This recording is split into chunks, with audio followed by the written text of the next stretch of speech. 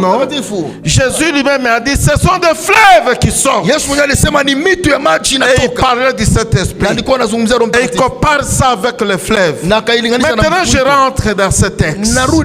Le Torah qui sort. Il dit, ce Torah, il faut nager. Et le Saint-Esprit vous transporte. Le Saint-Esprit vous amène. Vous allez là où il vous conduit. Et lorsque vous traversez, et vous avancez, et vous entrez dans le lac Kivu.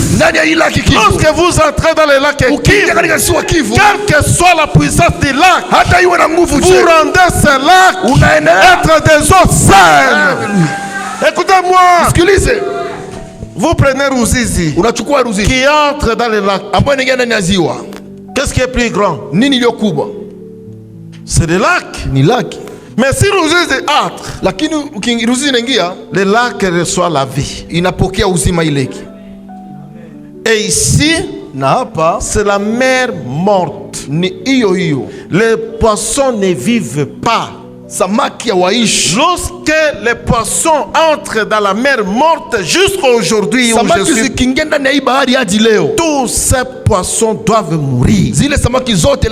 Mais la prophétie dit, lorsque seulement le torrent entre, les poissons vivent. Parce que le torrent est entré. Là où le Saint-Esprit entre, tout ce qui était mort reçoit la vie.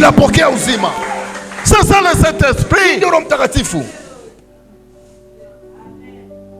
Mon Dieu, pourquoi nous restons dans l'histoire? Il n'y a pas quelque chose qui doit mourir là où il passe le Saint-Esprit. S'il y a la mort, moi j'arrive, la vie entre. Parce qu'en moi, ce sont des sources d'eau qui coulent. C'est l'eau qui coule. Ce n'est pas une histoire. Et c'est ce que Jésus a dit. C'est ce que cette Bible dit. Tous les poissons vivront. Mais c'est la mer morte. Malheureusement, nous n'avons pas encore quelqu'un qui était en Israël. Jusqu'à aujourd'hui, cette l'eau existe. Jusque maintenant, les poissons ne vivent pas. Mais Dieu a dit, Ézéchiel, seulement le torrent. Si le torrent se déverse ici, dans cette eau ici, l'eau devient saine. Les poissons vivront. Les arbres vivront. Chaque chose vivra. Je vais vous dire une chose. Dans le domaine spirituel, il faut d'abord être conscient que j'ai le Saint-Esprit à moi. Si j'ai soif, vous savez, je dois en arriver là peut-être demain. Les gens n'opèrent pas dans nos églises parce qu'ils sont étouffés. Ils ne sont pas libres de manifester la puissance. Ils ne sont pas libres. Nous voulons mettre de l'ordre alors qu'il n'y a rien jusque-là. On met l'ordre que lorsqu'il y a quelque chose. Mais nous mettons l'ordre à l'avant. Ça ne doit pas marcher. Et la Bible dit, cette eau arrive là où il y a la mort, la vie arrive. Est-ce que quelqu'un peut dire amen? Pourquoi tu meurs? Cette eau arrive là où il y a les cancers. Les cancers meurent. Est-ce que quelqu'un m'attend? Si tu as quelque chose ici qui te bloque, au nom de Jésus, au nom de Jésus, au nom de Jésus, reçois la vie. Vous ne pouvez pas être des prédicateurs qui parlent du Saint-Esprit sans comprendre. Parce que si tu as quelque chose, vous savez, si tu... J'ai appelé les pasteurs ici. Ça dit, c'est à vous. Ce n'est pas en dehors de vous. C'est en vous. C'est en vous que ça doit sortir. Tu vois, c'est à vous. Toi tu es là et l'eau sort. Si toi tu n'es pas là, l'eau ne sort pas. Si tu es là, l'eau sort. Il n'est pas question de Père, fais descendre. Non, ça ne descendra pas. Qu'est-ce qui est à vous? Et ce qui est à vous doit sortir. Si ça sort, ça crée la différence. C'est ça. Il n'est pas question d'entrer à l'église. Il n'est pas question de lever les yeux pour appeler Dieu. Vous avez quoi? Vous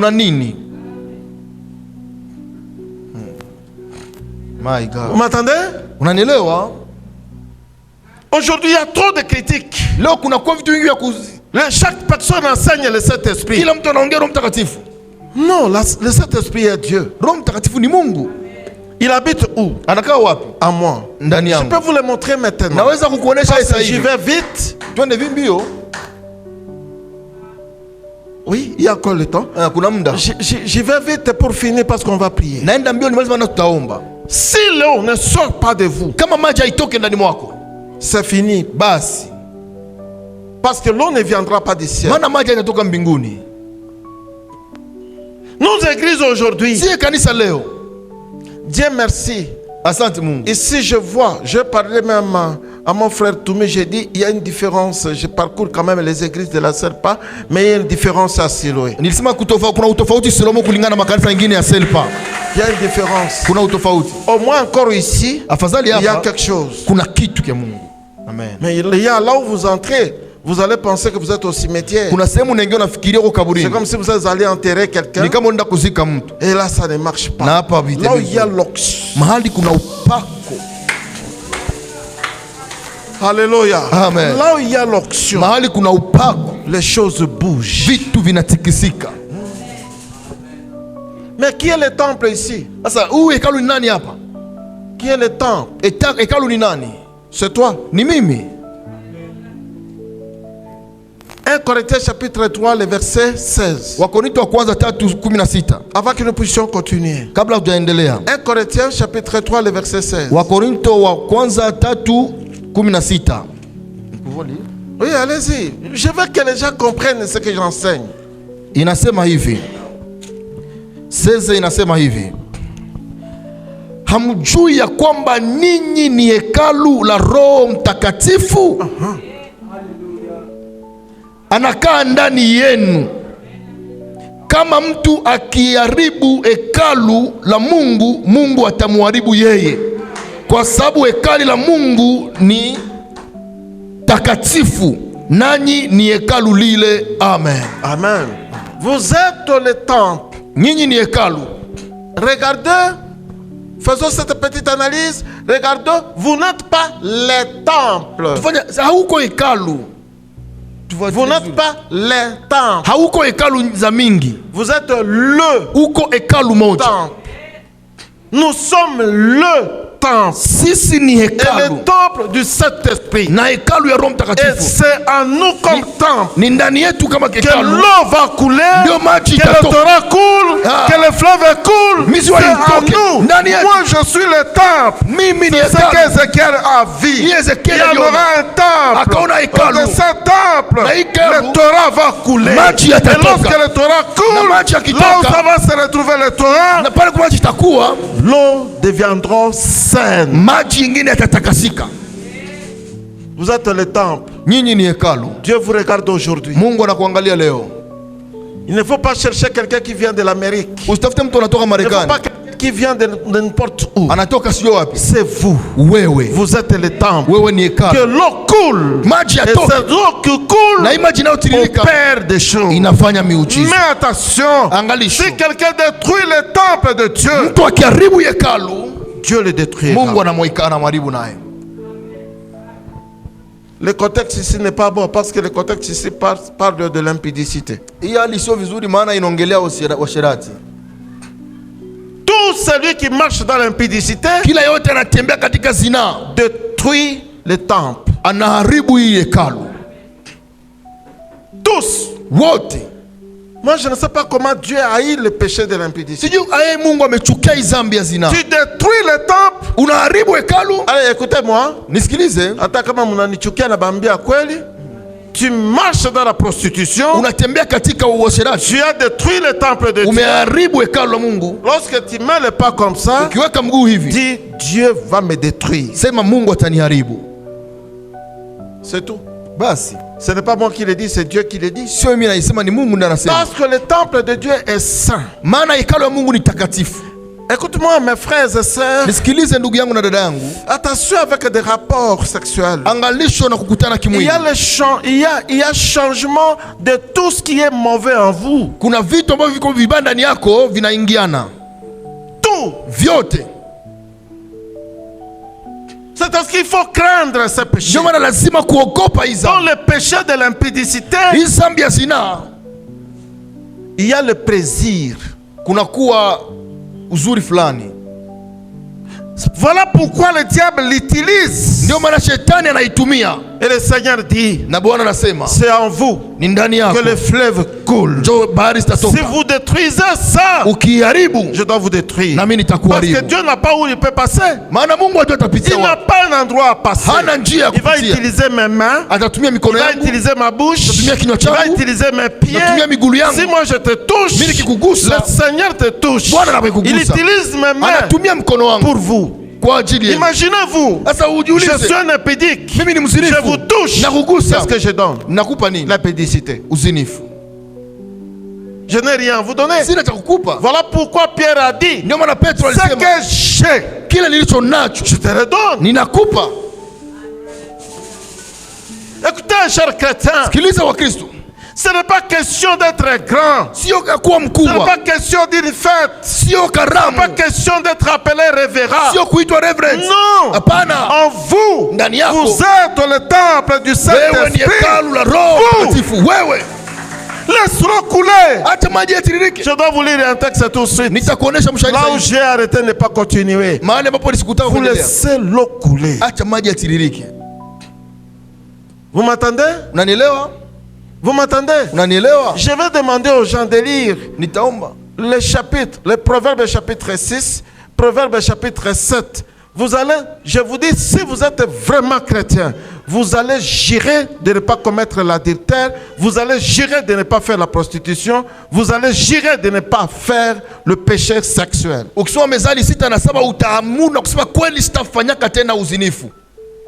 Parce qu'il est écrit, tous ceux qui le font, Dieu les appelle les insensés. Ce sont des fous. Dieu.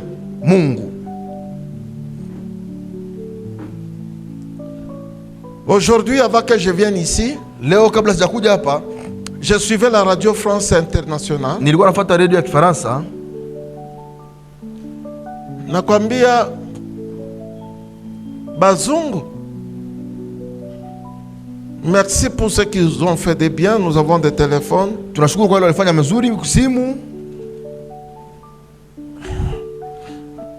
Ils prennent les enfants de 12 ans, ils les amènent dans une école de pornographie. C'est incroyable. 12 ans.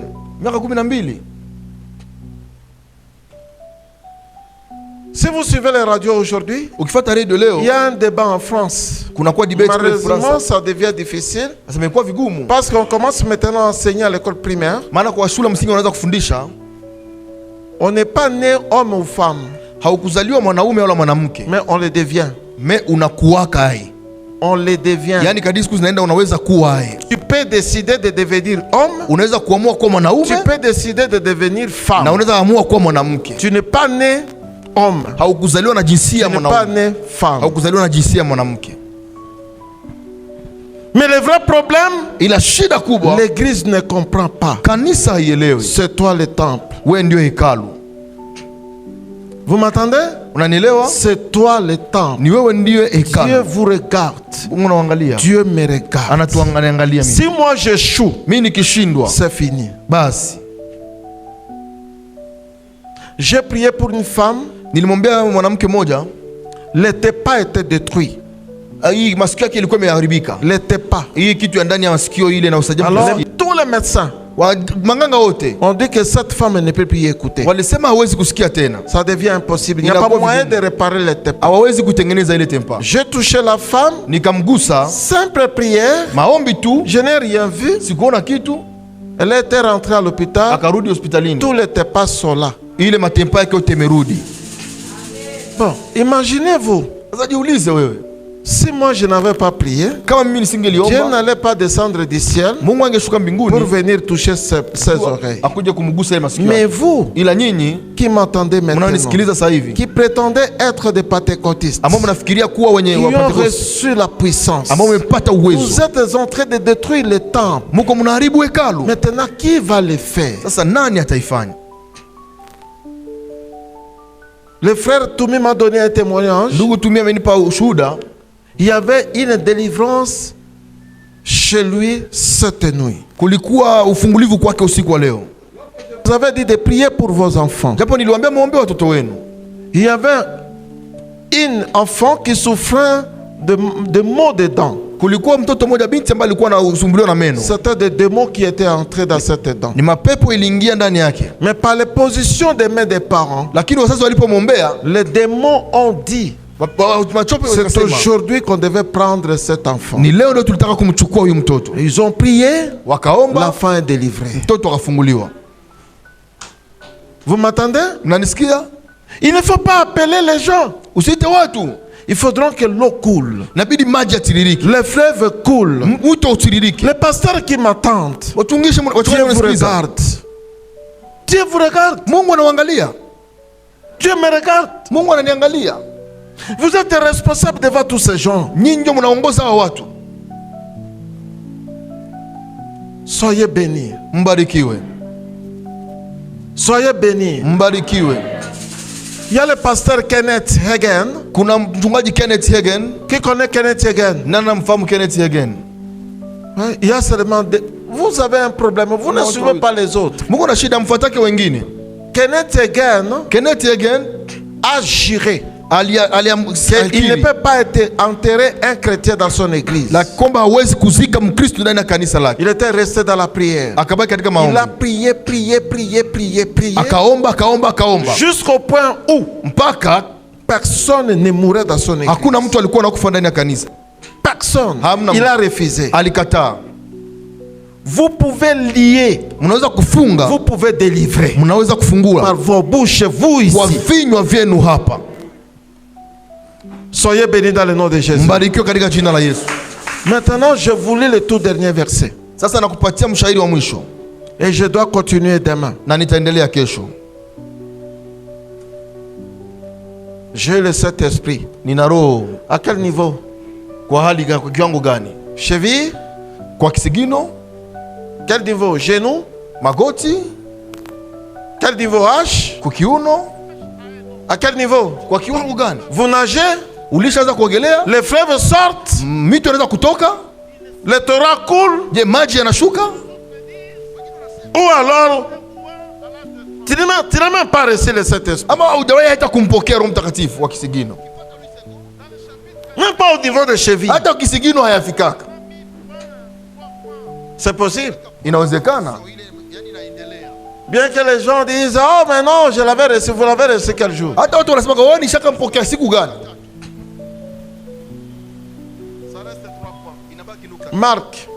Marco. C'est là où je me limite aujourd'hui.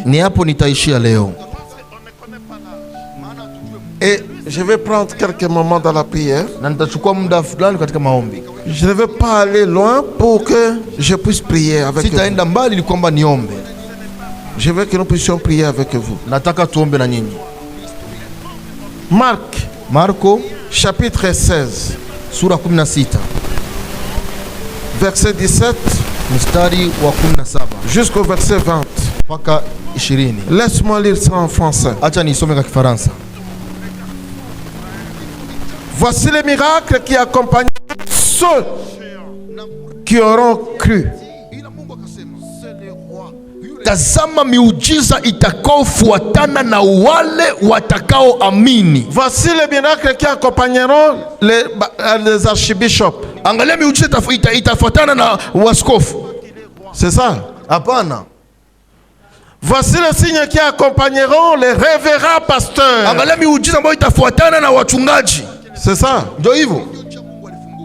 Voici les signes qui accompagneront les représentants légaux. Angalia miujiza itafuatana na wale wakuu ya dini. C'est ce qui est écrit. Ndio imeandikwa. Mais c'est ça. Ndio hiyo. Non, ce n'est pas ça. Haiko hiyo.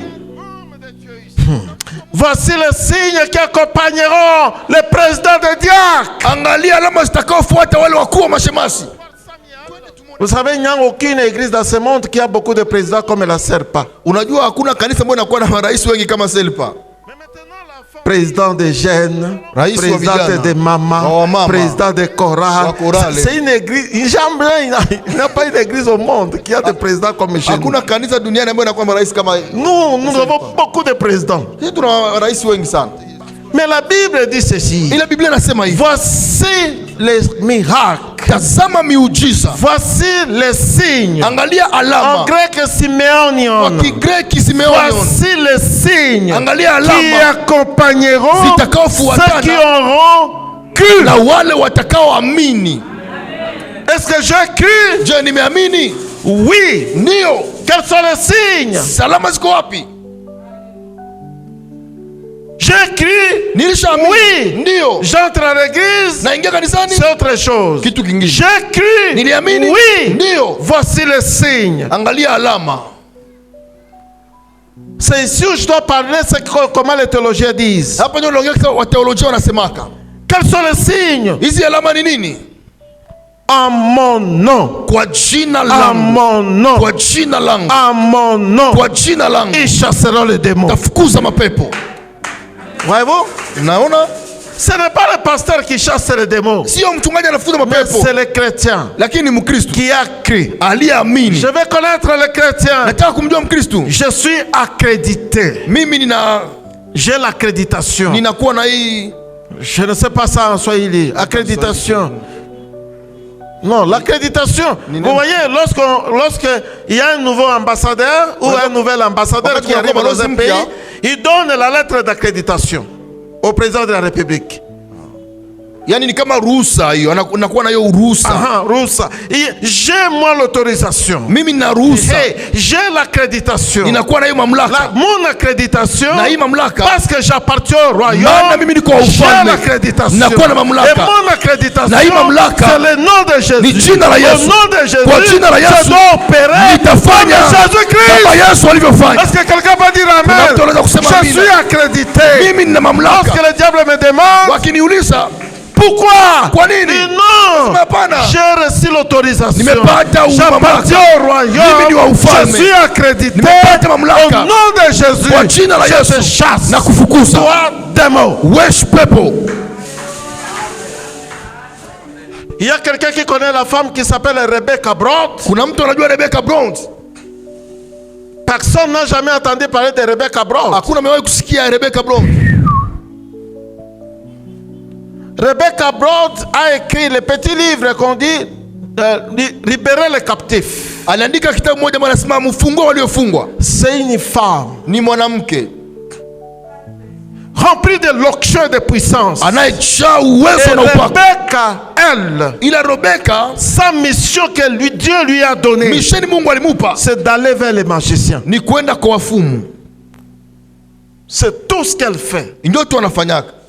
Mais un jour, ila siku moja, le diable était descendu. Shetani alishuka dans le jardin de Rebecca Brown. Katika de l'autre côté Rebecca Brown, de l'autre côté Satan en personne. Hapa Shetani mwenyewe kabisa. Et a cherché ce livre même à l'internet. Libérer les captifs. Vous allez lire ça. Vous allez lire ce témoignage. Et Rebecca Brown a dit au diable. Non, non, le diable a dit à Rebecca Brown. Tu joues avec moi. Rebecca Brown dit. Tout était calme, même pas l'oiseau parlait. Mais Rebecca a dit. Oh non. Oh non. Kwa jina de Jésus. La Yesu. Alléluia. Amen. Le diable a disparu. Shetani akakimbia. À mon nom. Kwa jina langu. À mon nom. Kwa jina langu. Voilà le chrétien. Angalia Mkristo. À mon nom. J'ai les fleuves qui coulent. À mon nom. Vous chasserez les démons. Mais pourquoi vous êtes possédé par les démons? Où se trouve l'eau? Au niveau des chevilles? Ou alors vous avez votre Pentecôte. Votre Pentecôte historique. Vous devez chasser les démons.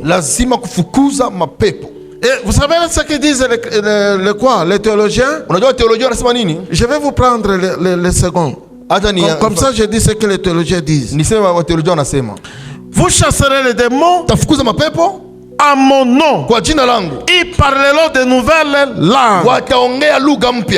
Qui a la Bible française? Je vais vous montrer quelque chose. Vous remarquez la Bible française?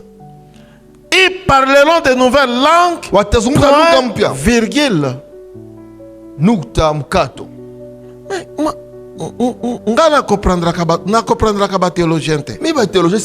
Il y a point, virgule. Vous avez étudié. Lorsqu'il y a point virgule, signifie continuer. Signifie l'idée n'est pas finie. Allez-y. Je chasserai le démon. Et le Saint-Esprit dit ce n'est pas tout. Point virgule. Je chasserai le démon. Je parlerai de langue. Point virgule. Donc on met point virgule pour vous montrer que ce n'est pas tout. Mais que dit la parole de Dieu? Il dit vous accompagnerez. En grec signifie accompagner, là-bas signifie ça sera pour vous pour toujours. Donc vous n'avez pas dit. J'ai posé la question à un théologien. Il a dit, peut-être vous avez déjà entendu cet enseignement. Tu peux parler en langue une seule fois. Pour montrer seulement que vous êtes baptisé dans le Saint-Esprit. Alors je lui ai dit, tu peux aussi chasser un seul démon. Pour montrer que vous êtes baptisé dans le Saint-Esprit. Il dit non. Mais vous dites qu'il faut parler en langue une seule fois. Il faut aussi chasser un seul démon, ça s'arrête. Vous voyez le mensonge? Ça dit si tu chasses un démon, ça suffit. Non. Non. Heureusement ici je peux vous enseigner parce que remarquez, langue ici n'est plus rien. Il y a 4 sortes de langues dans la Bible. Il y a la langue des anges, il y a la langue des hommes, il y a la langue inconnue. Ça se trouve dans la Bible. Ça se trouve dans la... Je dois vous enseigner ça. Vous devez parler toutes ces langues. C'est plus rien. Ils vont faire ça. C'est ça le signe. On n'a pas besoin d'être quelqu'un à l'église. On n'a pas besoin d'être pasteur. On n'a pas besoin d'être diacre. On a besoin d'avoir le fleuve qui coule. Le fleuve qui coule. On opère. Ça s'arrête là. Ça peut être un enfant. Mais lorsque le fleuve coule, ça coule. Mon Dieu, où allons-nous? Où allons-nous?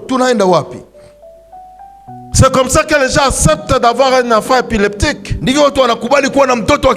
savez, si vous avez quelqu'un qui est épileptique, vous acceptez cette condition, l'enfant reste épileptique. Mais il faut toujours dire, quelle que soit cette condition, la situation doit changer. Et vous mettez ça en tête, ça doit changer. Quelle que soit la puissance du diable, ça doit changer. Mais si vous acceptez la situation reste. Il y a des gens ici qui ont déjà compris leur situation. Ça devient normal. C'est comme ça que ça doit être. Mais votre Seigneur, notre Seigneur a dit, vous chasserez les démons. Ensuite, il continue. Il dit ceci, vous chasserez les démons. Ensuite il dit, ils parleront de nouvelles langues. Ils saisiront de serpents. S'ils boivent quelques breuvages mortels, il ne leur fera aucun mal. Haitawafanya chochote. Ils poseraient les mains aux malades. Wataweka mikono juu ya wagonjwa. Et les malades seront guéris. Na wagonjwa watapona.